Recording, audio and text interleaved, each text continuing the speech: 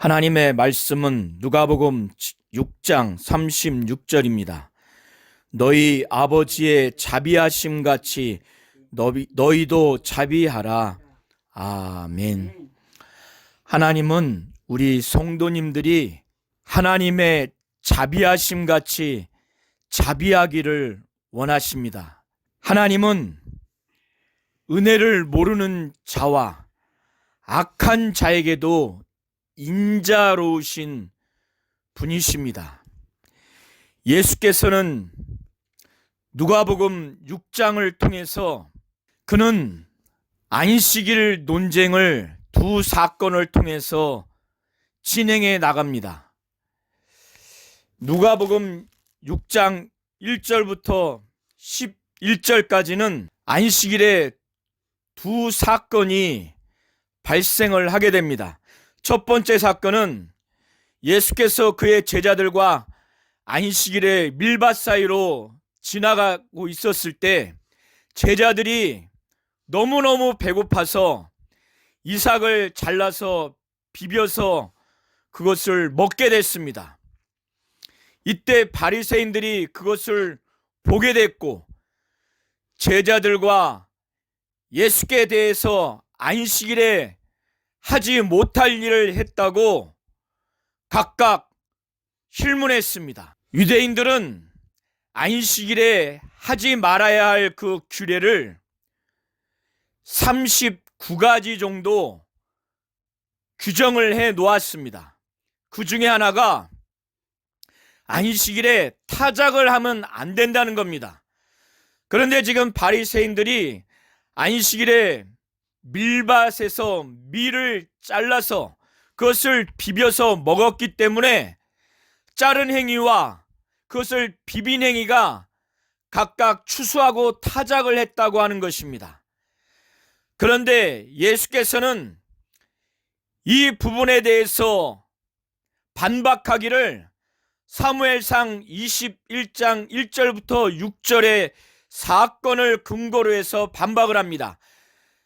사울에게 쫓겨 지금 피신하고 있는 다윗과 그의 일행들이 아히멜렉 제사장에게 너무나 배고프기 때문에 그 아히멜렉 제사장에게 먹을 것을 달라고 했을 때 아히멜렉은 성전에 있는 진설병을 그에게 주었습니다. 그래서 다윗은 그것을 그의 일행들에게 주어서 그것을 먹었습니다.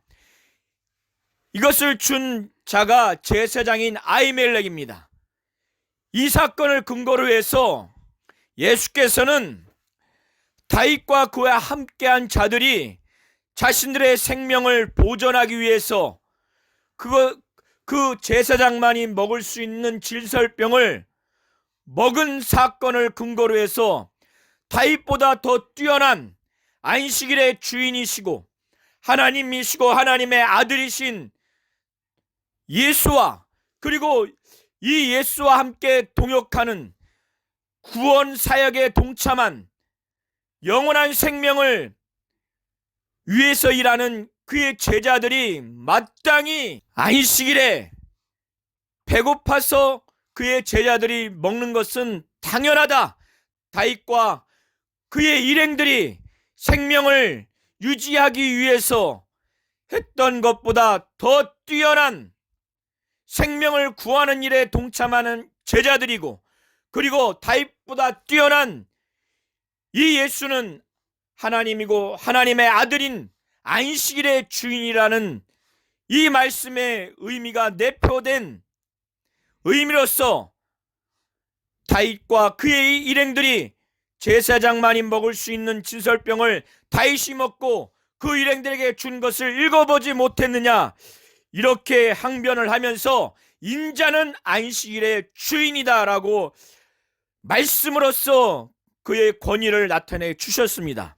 이것이 1절부터 5절까지의 내용이고 6절부터 11절은 이제 바리새인들은 5장을 통해서 안식일에 중풍병자를 낫게 하고 죄인들과 식탁 교제를 하고 또 죄인들을 부르고 가버나움 회당에서 안식일에 귀신을 쫓고 시몬 베드로의 장모를 열병을 낫게 하는 이러한 일들을 안식일에 해 나가는 이러한 사건을 통해서 바리새인들은 예수를 굉장히 싫어했습니다. 지금 송사할 증거, 고발할 증거를 찾기 위해서 병을 고치는가? 예수께서는 이 바리새인들의 완악함을 아셨기 때문에 분노하셨고 또 근심하셨다라고 마가복음 3장 1절부터 그 이하에 기록하고 있습니다. 지금 누가도 예수께서 이 바리새인들의 이 악함을 아시고 지금 오른손 마른 자를 가운데 세웠습니다. 그리고 병을 고쳤습니다. 그 전에 이 바리새인들을 향해서 안식일에 선을 행하는 것과 악을 행하는 것, 생명을 구하는 것과 생명을 멸하는 것, 곧 죽이는 것, 어느 것이 옳으냐? 이렇게 묻습니다. 이 바리새인들이 규정한 규례에 의하더라도 안식일에 생명을 앗아갈 수 있는 그러한 사건, 그러한 질병에 대해서는 그것을 구원하고 치료할 수 있도록 허용을 한 규정이 있습니다. 예수께서는 다른 공간 복음서에 말씀하시기를 너희가 안식일을 할지라도 양이 구덩이에 빠지면 그것을 건지지 않겠느냐 하물며 사람이 양보다 귀하지 않느냐 이렇게 말씀을 하셨습니다. 이 말씀을 하신 이후에 오른손 마른 자를 가운데 세우고 그 바리새인들이 볼 수 있도록 해서 그 병을 치유하셨습니다. 그리고 나니까 이 바리새인들이 분노가 가득해서 예수를 죽이려고 어떻게 하면 죽일까? 어떻게 하면 처치할 것인가? 이들이 아주 논의하게 됐습니다. 마태복음과 마가복음에는 예수를 어떻게 죽일까 의논했다고 그렇게 기록하고 있습니다. 이렇게 안식일 사건을 겪은 예수께서는 이렇게 자기를 죽이려고 하는 그 바리새인들의 이 분노를 느낀 다음에 예수는 이제 산에 올라가셔서 밤이 맞도록 하나님께 기도한 겁니다. 그렇게 기도한 이유는 이제 예수와 공생애를 함께하고 그리고 부활 승천하신 이후에 예수의 사역을 계승할 하나님 뜻대로 하나님 마음에 합한 그러한 예수의 사역을 동역하고 예수의 사역을 계승할 수 있는 12사도를 세우기 위해서 예수는 하나님의 뜻을 밤새 구했고 하나님의 그 마음에 합한 자를 밤새 구해서 하나님께 응답 받아서 이제 밤새 날이 새도록 기도한 다음에 그 다음날 날이 샌 다음에 산 위에 수많은 제자들을 부른 다음에 그 제자들 중에서 12사도를 선택을 했습니다. 그리고 그들에게 사도라는 호칭을 칭했습니다. 그리고 난 다음에 이제 평지로 내려오셨습니다. 평지로 내려오신 다음에 예수에게 지금 모여든 사람들은 허다한 제자의 무리들과 그리고 12사도와 그리고 예수로부터 말씀을 듣고 병고침을 받고자 유대 사방과 예루살렘과 두로와 시돈의 해안으로부터 온 많은 백성이 그 앞에 있게 됐습니다. 그들 중에는 더러운 귀신에게 고난받은 자들도 고침을 얻었고 그리고 온 무리가 예수를 막 만지려고 막 힘쓰는 겁니다. 그것은 능력이 예수께로 나와서 모든 사람을 낫게 하기 때문에 그 사람들이 어떻게 하든지 예수에게 막 손대려고 그렇게 한 것입니다. 그런 다음에 예수께서는 이제 눈을 들어 제자들을 보시며 이제 하나님의 말씀을 가리킵니다.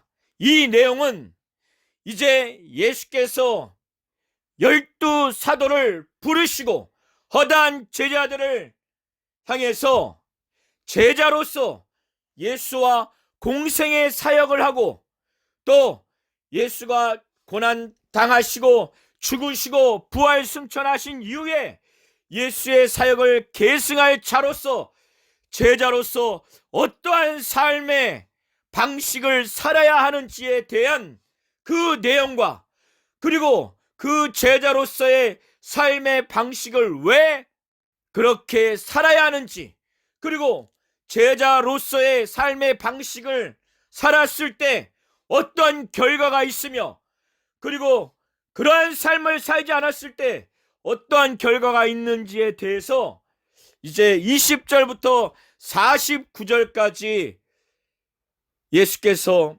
설교로 말씀하시는 내용입니다.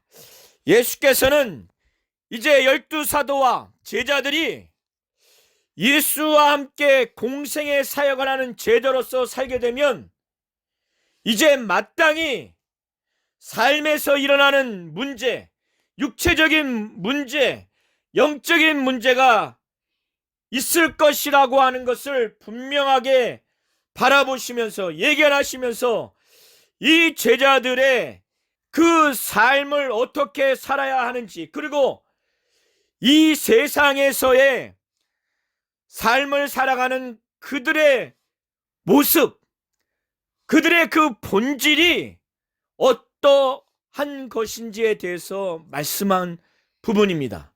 먼저 20절부터 26절은 예수와 함께한 이 제자들, 예수의 공생애를 동역하고 그 공생애의 삶을 계승할 이 제자들이 복된 자라고 지금 말씀하고 있는 것입니다.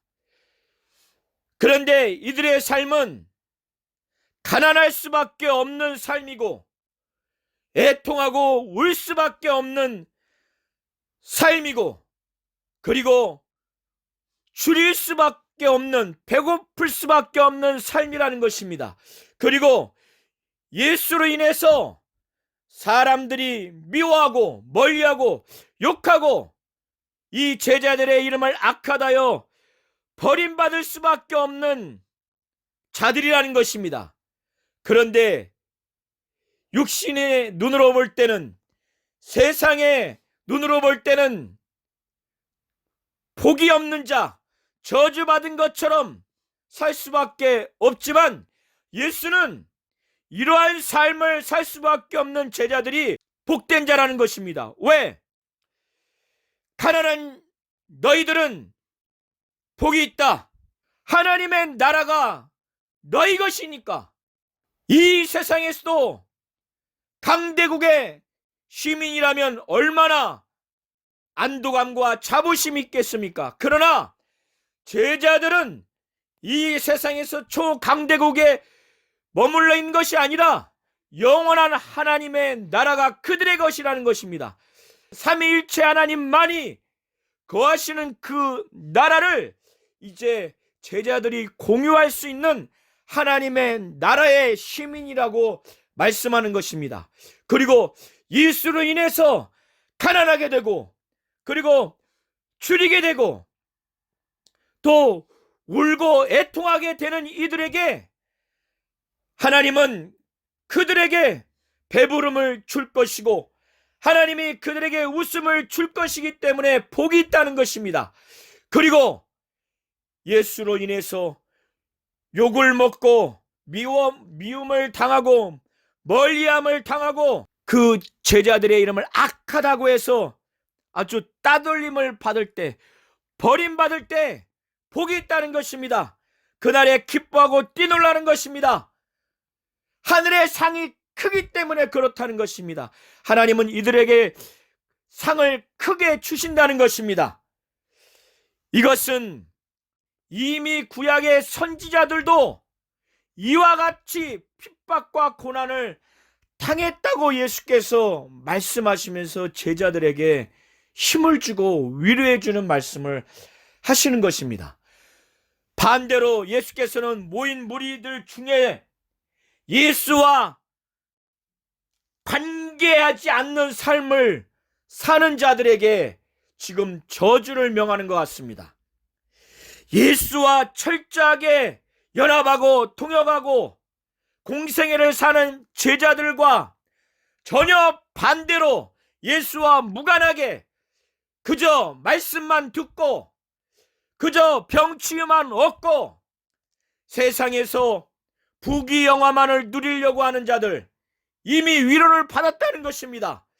그리고 이 세상의 것으로 배부름을 가득 채운 자들, 하나님과 주 예수와 무관하게 가득 채운 자들, 그들은 이제 주님으로부터 받을 것이 없기 때문에 줄이게 될 것이라고 말하는 것입니다. 그리고 이 세상의 것으로 웃음을 채우고 기쁨을 채운 자들은 하나님과 주 예수와 함께하지 아니하기 때문에 하나님으로부터 오는 진정한 기쁨을 얻을 수 없기 때문에 애통하며 울 것이라고 지금 주님은 말씀하시는 것입니다. 그리고 이러한 자들이 세상에서의 명예, 세상에서의 칭찬만을 추구하기 때문에 그 칭찬을 받기 위해서 하나님의 뜻대로 살지 않기 때문에 모든 사람이 너희를 칭찬하면 화가 있다는 것입니다. 구약의 거짓 선지자들이 이와 같았다는 것을 예시로 예수께서는 말씀하시는 것입니다. 저희 조상들이 거짓 선지자에게 이와 같이 했다는 것입니다. 거짓 선지자들은 복을 말하고 아주 잘 될 것을 말했습니다. 백성들에게 아주 인정받고 칭찬받기 때문에. 그러나 진정한 선지자는 아주 저주를 말한 경우가 있었고 또 흉한 것을 말하는 경우가 있었습니다. 하나님의 뜻이라면. 그러나 거짓 선지자는 반대로 하나님의 뜻과 말씀과 무관하게 이스라엘 백성들에게 칭찬을 얻는 메시지를 전했기 때문에 모든 사람이 너희를 칭찬하면 화가 있도다. 저희 조상들이 거짓 선지자들에게 이와 같이 하였느니라고 이 말씀을 하신 것은 바로 이것을 염두에 두고 예수께서 말씀을 하신 것입니다. 예수를 믿고 예수와 공생애를 동역하고 또 예수가 이 땅에 계시지 않은 이후에 예수의 그 사역을 계승해야 할 제자들이 진정으로 예수의 말씀대로 산다면 마땅히 이 땅에서는 육신으로 볼 때는 배고프고 울고 애통하고 가난하고 예수로 인해서 미움받고 멸시받고 욕을 먹으며 제자들의 이름을 악하다고 해서 완전히 내버리는 그러한 순환을 당할 수밖에 없다는 것입니다. 그러기 때문에 원수가 생기고 그리고 미워하는 자들이 생기고 그리고 이들을 저주하는 자들이 생기고 이들을 모욕하는 자, 욕하는 자들이 당연히 생기게 돼 있다는 것입니다. 그리고 뺨을 치고 그리고 이들을 아주 강포하고 폭력을 행하고 강도짓하는 자들이 생긴다는 겁니다. 그리고 이들이 무엇을 줄 것처럼 선하게 여기기 때문에 구걸하는 자들도 생긴다는 것입니다.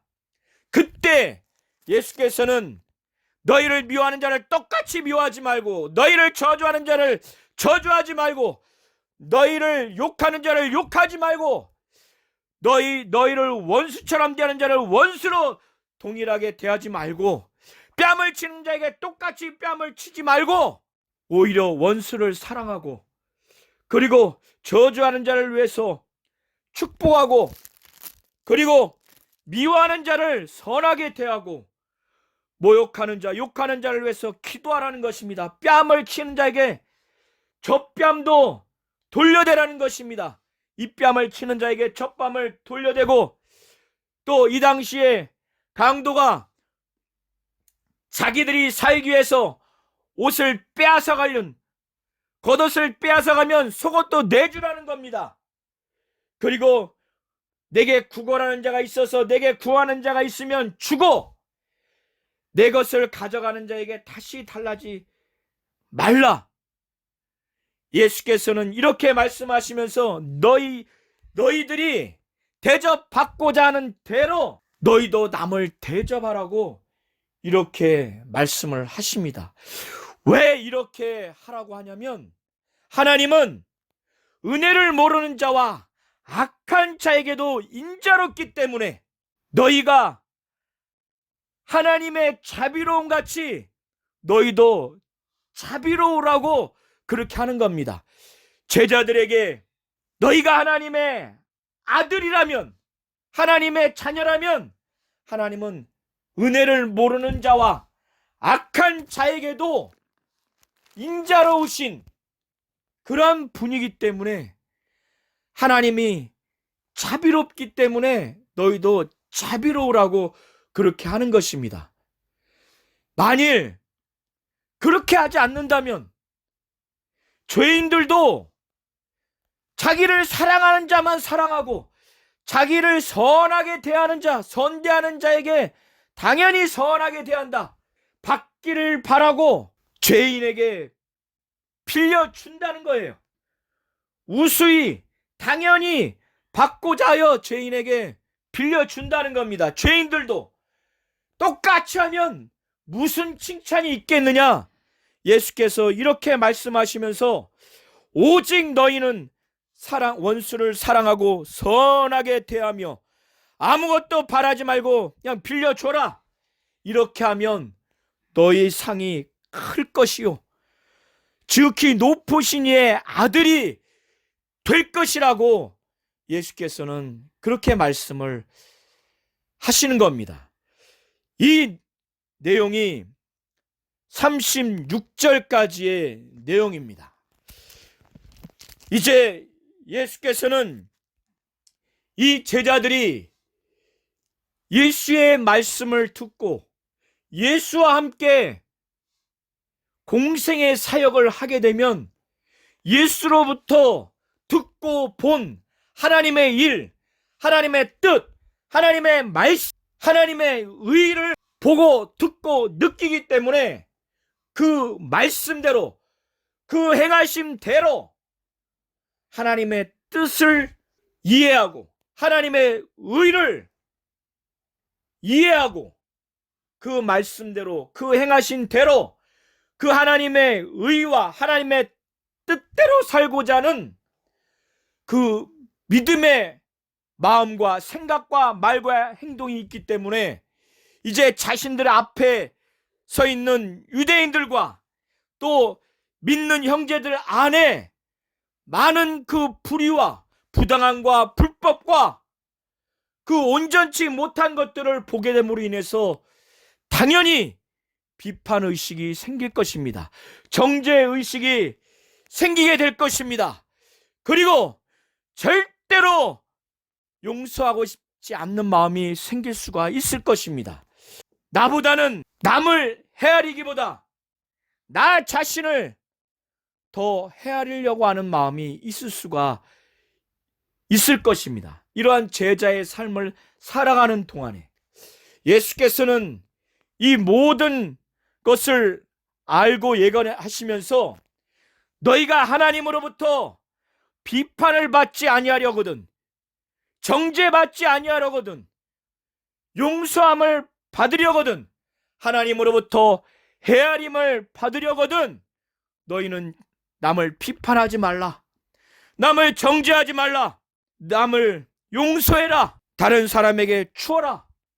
그러면 하나님은 비판하지 않는 너희에게 비판하지 않을 것이요 정죄하지 않는 너희들을 정죄하지 않을 것이다.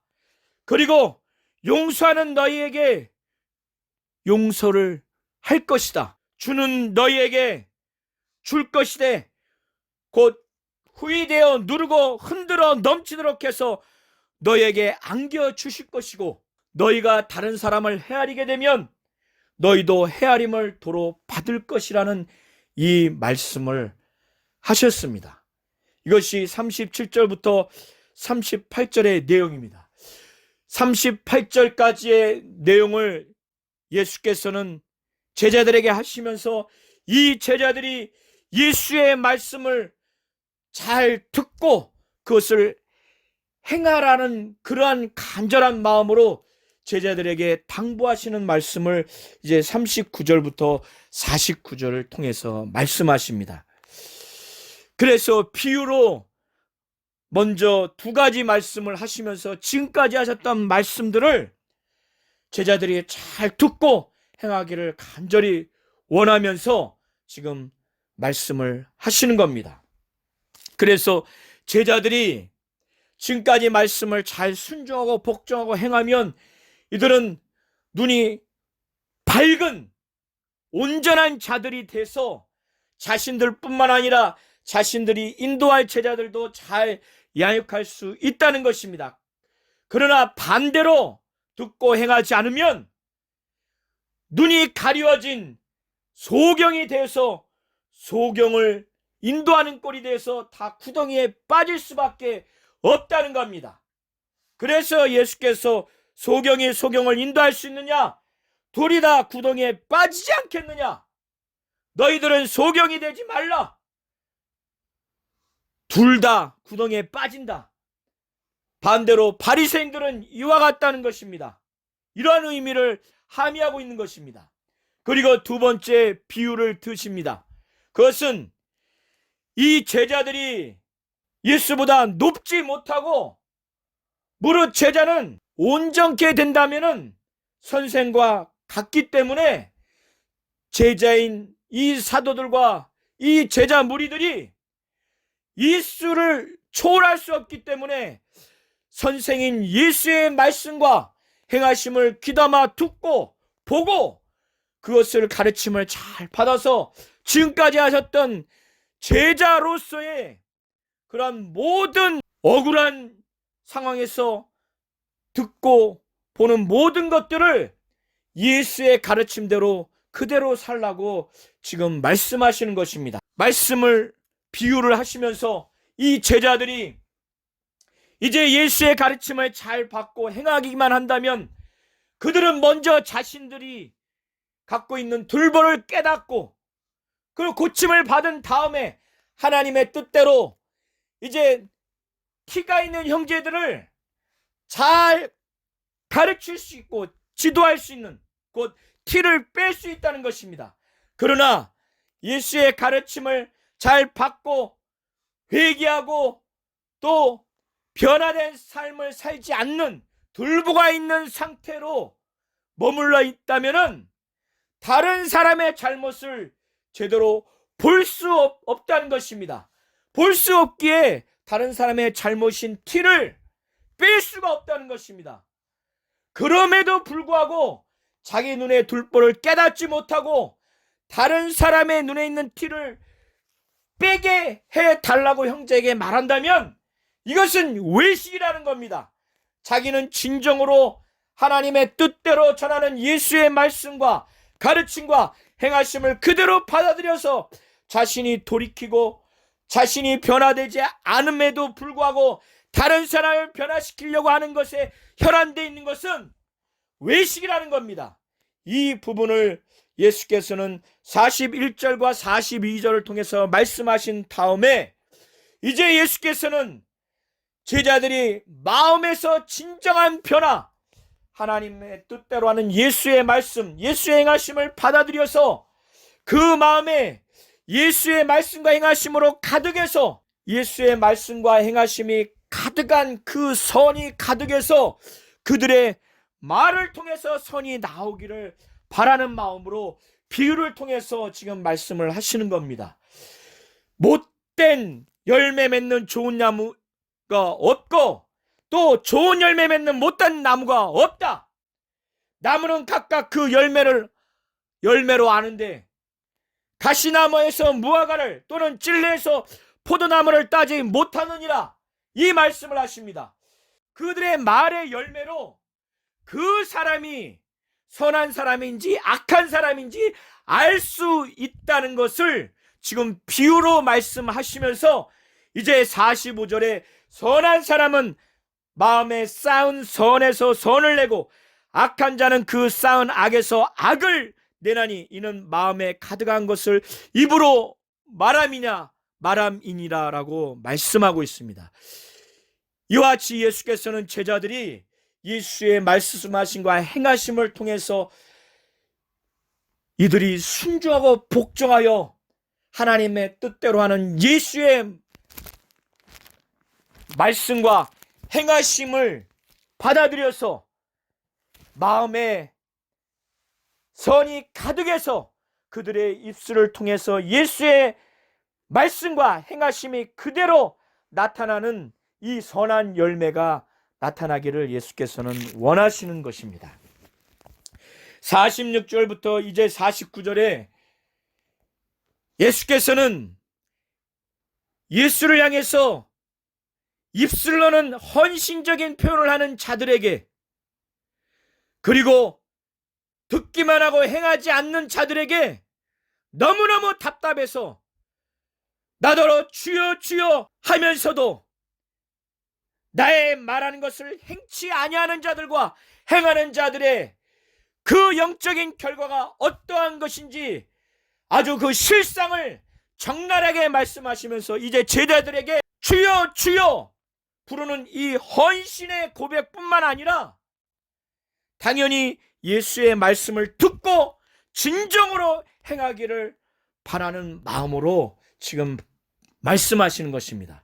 그래서 예수께서 너희는 나를 불러 주여 주여 하면서도 어찌하여 나의 말하는 것을 행치 아니하느냐.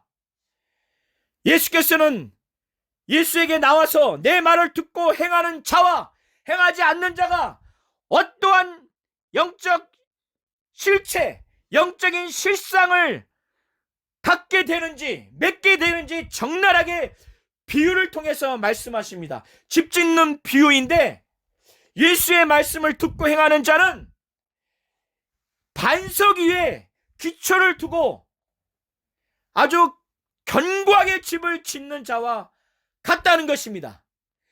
이렇게 집 짓는 자는 큰 홍수가 나서 꾸정물 곧 탕류가 막 들이닥칠 때 잘 지은 집이기 때문에 능히 요동치 못한다는 것입니다. 그러나 예수의 말씀을 듣고 행치 않는 자는 주초 없이 기초 없이 반석 위에 집 짓지 않냐고 흙 위에 집 지은 사람과 같다는 것입니다. 그래서 구정물 탕류가 부딪힘에 집이 곧 무너져 파괴됨이 아주 심하게 된다는 것입니다. 예수께 헌신하는 고백 주여 주여 이렇게 부르면서도 예수의 말씀을 듣고 행하지 않는 자들은 바로 그들의 영적인 실상뿐만 아니라 지금 제자들이라 할지라도 유대인들에게 핍박을 당하는 이 모든 삶 동안에 그 수많은 박해와 핍박 가운데 시험을 당했을 때 넘어지고 곤란을 당하고 또 심지어는 배반당할 수 있다는 것을 지금 말씀하는 겁니다. 반대로 헌신적인 고백 주여 주여 고백을 하는 것뿐만 아니라 예수의 말씀을 듣고 행하는 자는 예수의 공생의 동역 기간 동안뿐만 아니라 예수가 이 땅에 계시지 않고 그래서 예수 사역을 계승하는 제자들의 그 모든 공생의 기간 동안에도 어떠한 핍박과 박해와 환난 가운데도 그 믿음이 견고할 뿐만 아니라 영적인 실상도 대단히 견고하여 나중에 주님 앞에 아주 큰 상, 영광의 부활에 이를 것이라는 것을 염두에 두고 예수께서 말씀하신 것이고, 반대로 듣고 행치 않는 자들은 그들의 그 종말 재림 후의 삶도 비참할 것이라는 것을 염두에 두고 예수께서 말씀하신 것입니다. 저와 우리 모든 성도님들이 하나님이 자비하신 것처럼 우리 모든 성도님들도 자비하시기를 예수의 이름으로 축원드립니다.